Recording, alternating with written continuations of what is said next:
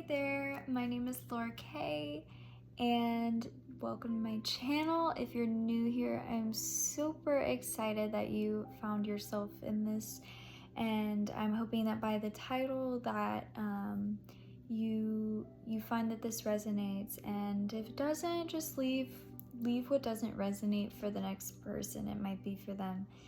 And if you have already been here, then I am super excited to have you back. We did just hit 100 subscribers today. There's like 104 of y'all now that I'm making this video, and I'm really grateful that all of y'all are here co-creating these videos with me. I do a lot of spiritual work. I am a channel and a psychic medium, and so these conversations, I'm able to like feel into your energy a little bit more when you do like and subscribe, so it kind of helps me be able to, whoever resonates, they're gonna find themselves here, and they're gonna stay if they do. So I'm super happy that you're here.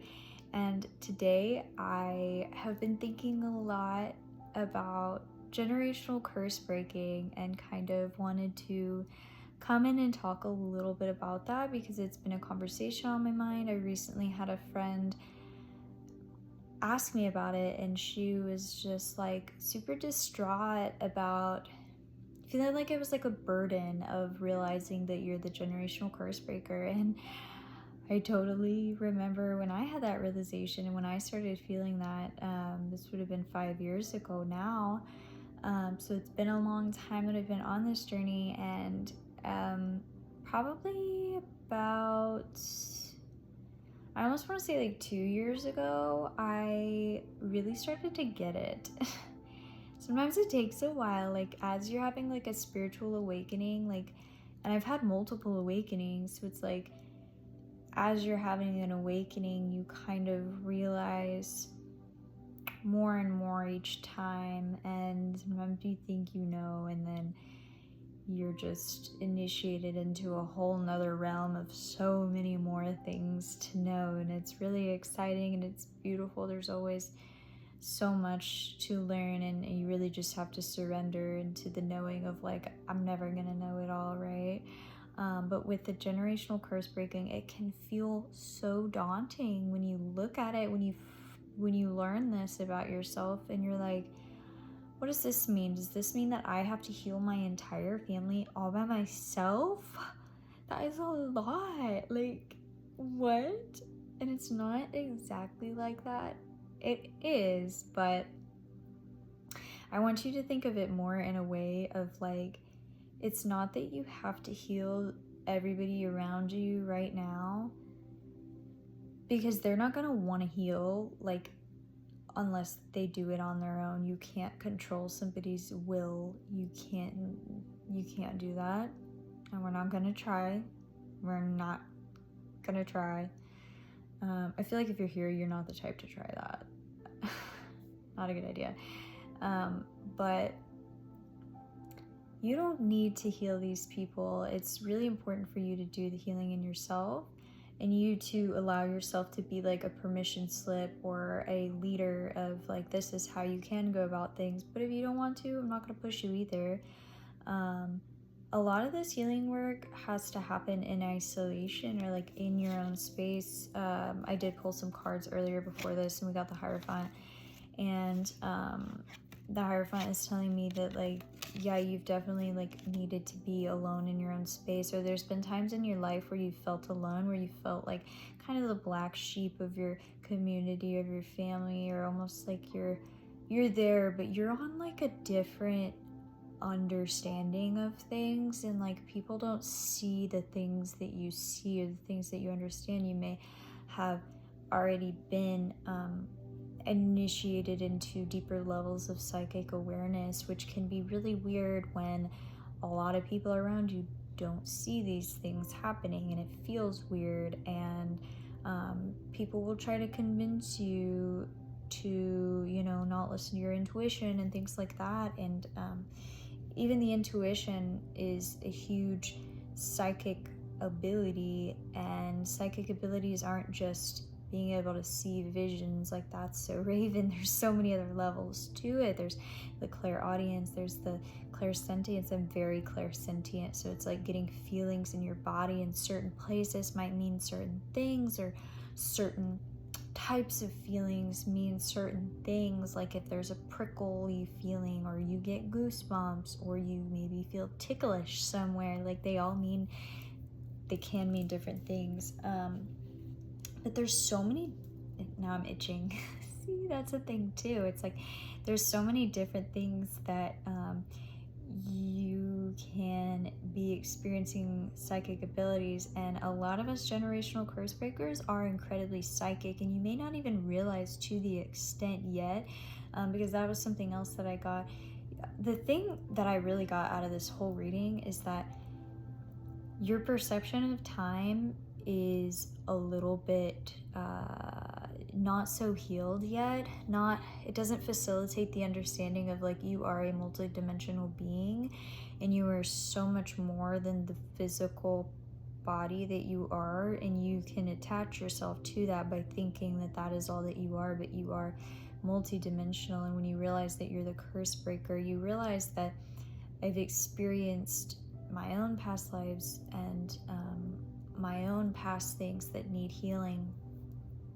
And sometimes I think we tend to look at time as like what was in the past is behind us, and what is in the future is in front of us, which can be a good way, because you think of like your sight, like your eyes are only in the front. So like I shouldn't be running looking behind me, right? Like I got to be facing forward. And a lot of us are so stuck in the past, in the how things were, or the maybe like past me would think like, oh, setting boundaries is really hard. And so then I'm in the present moment where I should be setting a boundary, and I'm like, but it's hard, and then I don't, and then it gets crossed, and then I get upset. Well, like, why would I get upset? Because like I could have stopped, and I could have placed that boundary. You want to come from the perspective of your future self, the future self who sets boundaries all the time. They know their worth, they know where they stand, and they don't let their time get wasted, and they walk away when things don't work for them, and when things aren't serving them any longer. They walk away, they move where they're supposed to move. And so you want to start approaching things as that future version of self, and that means that there is like an ego death process that is happening, or has happened, or I think it's happening.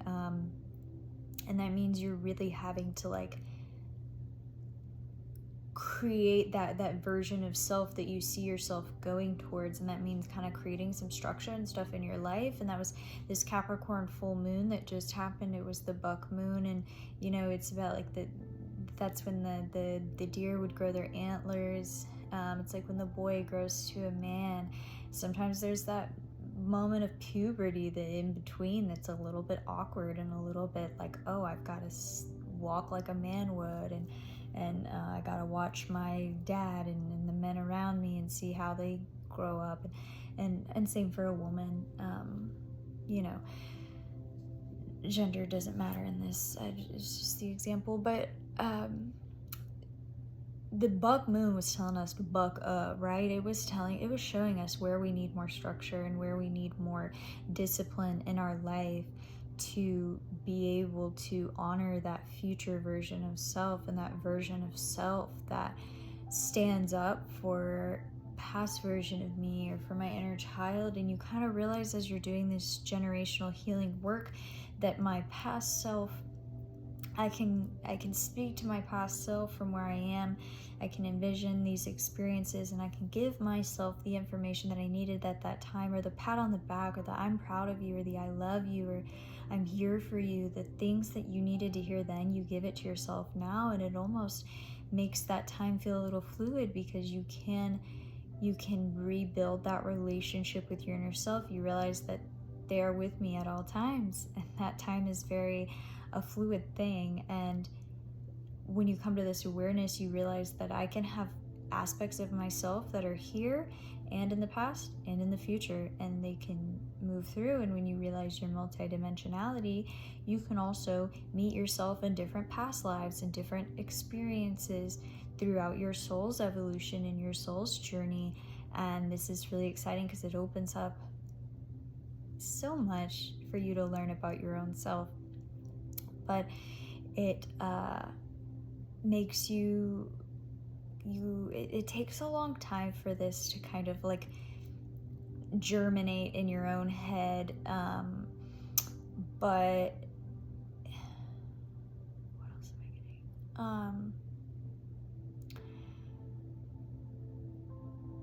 We tend to think, whenever we hear this, it feels daunting, it feels like a lot of work, it feels like there's so much to do being the generational curse breaker, and it can be, it is a tougher journey. It is a tougher journey, but your soul, you chose to experience this, and you'll start to realize it when you get to that depth of level of connection to your spirit, where you start to recall past lives and things like that, which you don't need like a therapist to do that for you. You can actually come to those understandings the deeper that you awaken and the more you surrender to spirit and allowing these things to happen and walking in your dharma and your life's purpose. You start to see these things happen, and I've had like my own past life regressions just on my own, and it's very exciting, and you start to realize that this type of healing can happen in the present moment when I'm not even conscious of it.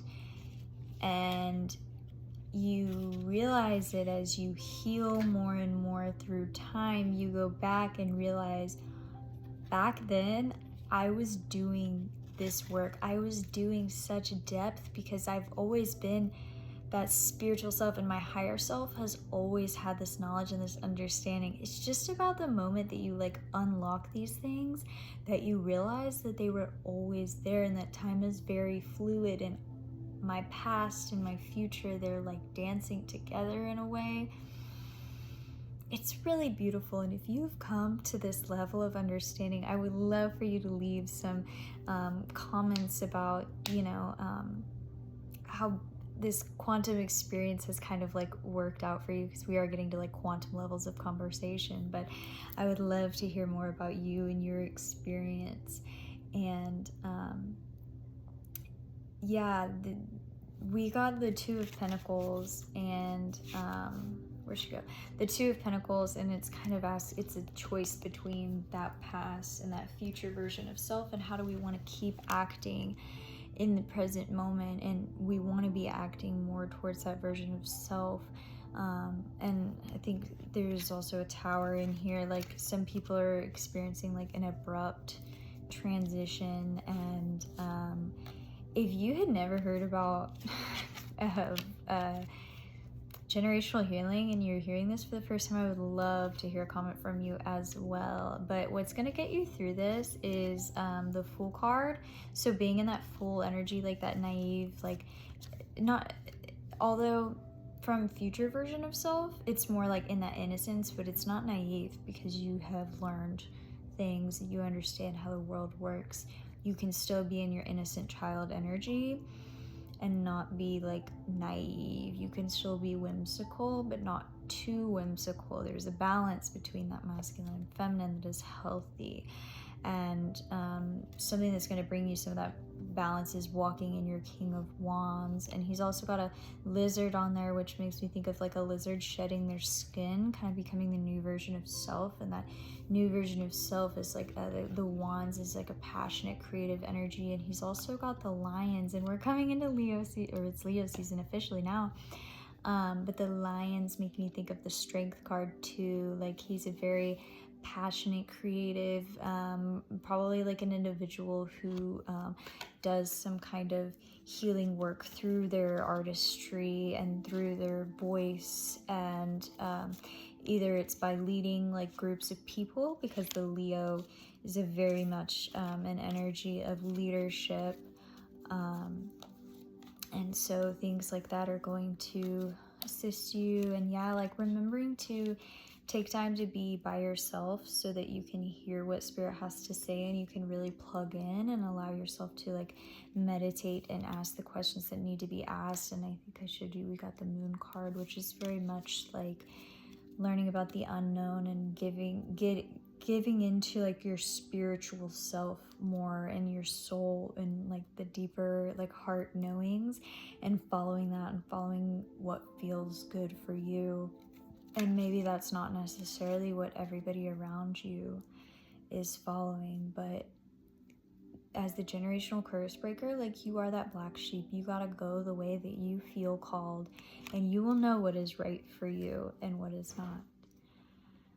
With that being said, I am so proud of you and I love you so much, and I'm so proud of you for, you know, making it this far on your journey. And there is so much beauty for us on the other side of this beautiful, beautiful journey. And I just hope that you remember to take care of yourself and allow yourself to find healing in the moments of joy and of play and of connecting to your inner child, because it's not supposed to be, yes, it's work, but it's not always supposed to be a whole lot of work. Like, it can also be like a, you know, a job that you have fun and just, you know, don't feel like you're even working a day in your life, whatever that quote says. And it's like, you can find ways to get this work done by connecting to that part of your inner child that is super creative and super a ball of light. Do what it is that brings that smile to your face and that makes you